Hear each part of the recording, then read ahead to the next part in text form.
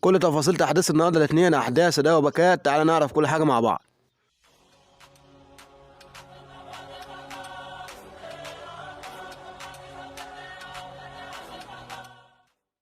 السلام عليكم ورحمه الله وبركاته. في البدايه كده وقبل اي حاجه انزل اشترك في القناه وفعل الجرس، اللايك الجميل بتاعك. النهارده يا صاحبي ان شاء الله هنستعرض كل التفاصيل اللي نزلت النهارده الاثنين، الاحداث الهدايا والباكات. تعال نخش على الباك اللي نزل النهارده يا صاحبي، وهو باك الدوري الانجليزي. نزل فيها صاحبي تشافي الونسو طاقاته زي ما انت شايف قدامك، انكور مان يا صاحبي، وضد طاقات من غير تدريب ولا اي حاجه. طبعا يا جدعان هو مميز جدا تشافي الونسو، لكن دايما بتكون نقطه ضعف في السرعه. يعني يديك طاقه قطع كوره ومهارات عاليه جدا، انما يديك السرعه تبقى بطيء جدا يا جدعان. دي طاقاته من غير تدريب، دي طاقاته يا صاحبي مع التدريب. يعني زي ما قلت لك طاقات ممتازه، يعني قطع كوره في التسعينات كل زي ما انت شايف. طبعا الباصات طب، ولكن مشكلته في السرعه. طبعا يا جدعان النجم واقوى لاعب في الباك بالنسبه لي هو ايروين يا جدعان. يعني ايه اللي بيه عالمي يا جدعان؟ دي الطاقات زي ما انت شايف قدامك يا صاحبي. يعني الظهر كده من اللفت باص والكيرل انه يبقى عليه عرضيات دوا، وطاقات يا صاحبي ممتازه من غير تدريب ولا اي حاجه. طبعا بالنسبه له هو ده اقوى لاعب في الباك يا جدعان. دي المهارات بتاعته، شفنا طاقاته بقى من غير تدريب، ما تيجي كده نبص عليها مع التدريب 99 يا صاحبي. طبعا يا جدعان سرعة وقوة تحمل عرضيات جبار يا جدعان. ايروين ده هاكر وخلاص كده قفل المركز يا صاحبي، دفاعيا وهجوميا ممتاز. فطبعا يا جدعان نسخة جامدة جدا من ايروين. بعد كده عندنا جيفن الحارس يا جدعان، بان ما هو ملوش لازمة محدش يلعب بيه، ولكن انا استعرض طاقاته يا صاحبي. دي طاقاته من غير تدريب يا صاحبي. حارس الظاهر ان النسخة دي هتكون جامدة، ولكن محدش بيلعب بيه اصلا. طبعا يا جدعان دي مهاراته. شفنا طاقاته من غير تدريب، تعالى كده نشوف نبص بصة كده مع التدريب. طبعا دي التقال قدامك زي ما انت شايف، يعني بقى 98 يا صاحبي. الظاهر انها تبقى نسخه كويسه. فطبعا يا جدعان دول الايبك طبعا بالنسبه لك واحد ايروين. بعد كده يا صاحبي تشابي الونسو. بعد كده يجي الحارس جيفن، ممكن لو جالك جربه والعب بيه يا صاحبي. طبعا انا عمري ما جربته، ولكن لو جالك جربه. طبعا يا جدعان نزل معانا شويه لعبها هايلايت برضه جامده جدا. يعني نزل معانا وولكر يا جدعان، نسخة جامدة جدا من ويلكر. يلعب معاك ار بي، يلعب معاك سي بي، يلعب معاك ار ام. يعني نسخة جبارة. طبعا ويلكر معروف بالقوة البدنية والسرعة يا جدعان، وقوة التحمل عالية جدا. فطبعا يا جدعان دي طاقات من غير تدريب، سبيد طبعا واستامنا وكل حاجة جامدة عند ويلكر، ودي مهارات. تعال نبص كده على مع التدريب يا صاحبي. طبعا ده من غير تدريب، ده بقى التدريب يا صاحبي. 98 سرعة وقوة تحمل توب. وولكر يا جدعان ماكينه في الملعب، مكنه عرضيات وبدني، بص توب التوب وولكر يا جدعان.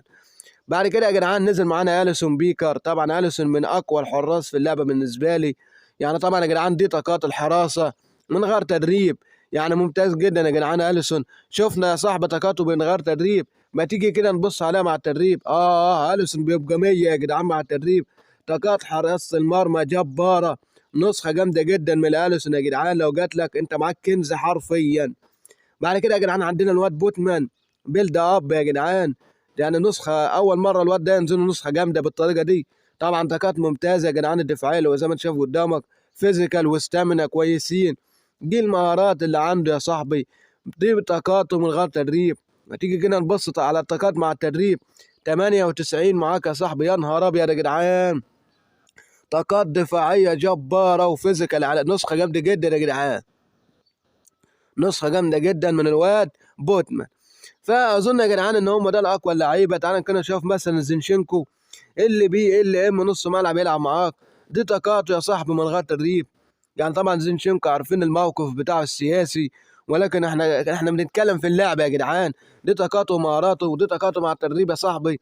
ويبقى معاك 99، يعني قوه تحمل سرعه وتسارع وعرضيات ممتاز جدا يا جدعان زينشينكو.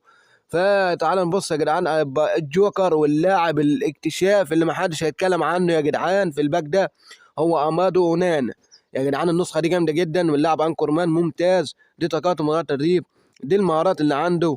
ما تيجي كده نبص على الطاقات مع التدريب يا صاحبي. 97 معاك، بص الطاقات الدفاعيه، بص لي كده على الطاقات الدفاعيه يا صاحبي. شاف لي السرعه، شاف لي الباصات، شاف لي قوه التحمل. يعني نسخه جباره جدا يا جدعان من اللاعب. كارت ممتاز جدا، محظوظ محظوظ اللي هيجي له اونانا. فطبعا يا جدعان بس هو ده الباك اللي نزل معانا النهارده. يعني تعالى كده نشوف الاحداث. يعني نزل معانا 3 احداث جداد اهم يا جدعان. طبعا ده حارس الكوينز. تعالى كده نشوف احنا نختار مين. تعالى نختار ارسنال. طبعا يا جدعان انا بشجع على ارسنال، تعالى نختار ارسنال. حدث الكوينز يا جدعان اللي اخترنا ارسنال قدامك زي ما انت شايف يا صاحبي. تعال كده نشوف باقي الاحداث. يعني الحدث اللي جنب ده هل يكون كوينز؟ حدث ايه ده يا جدعان؟ حدث جي بي وسكيل يا جدعان. انا مش عارف ليه ما نزلوش حدثين للكوينز، يعني هيخسروا ايه ما اعرفش. طبعا يا جدعان الحدث ده بيديك جي بي وسكيل. تعال نشوف الحدث اللي جنبه ده جديد برضه. خش لي كده صاحب الحدث برضه، وبيديك سكيل برضه يا جدعان وجي بي. فبس كده يا جدعان، دي كانت كل تفاصيل التحديث النهارده. استعرضنا الباكات، استعرضنا الاحداث، استعرضت لك يا صاحبي كل حاجه نزلت النهارده. فلو عجبك الفيديو لايك واشتراك. محتاج اي حاجه اكتبها لي في الكومنتات، مش هتاخر عليكم. استنونا في فيديوهات تانيه كتير يا صاحبي. ولو شايف يا صاحبي ان القناه ممكن تفيد غيرك اتمنى تشيرها له. وبس كده يا صاحبي، اشوفك في فيديوهات تانيه كتير.